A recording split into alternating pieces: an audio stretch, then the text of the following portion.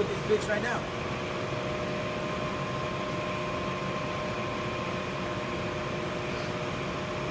Don't be shy. It's not gonna bite. Hard. I wanted to bite. I'll gum you. Alright, so if we're working with a two-stage gas valve, right?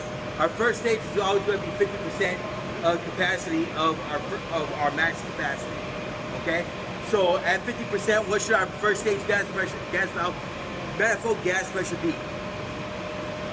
Instead of, what's it, 475 water color, it's half of that. Close, but no. Instead of 3.4?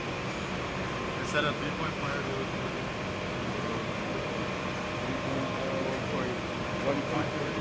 1.75.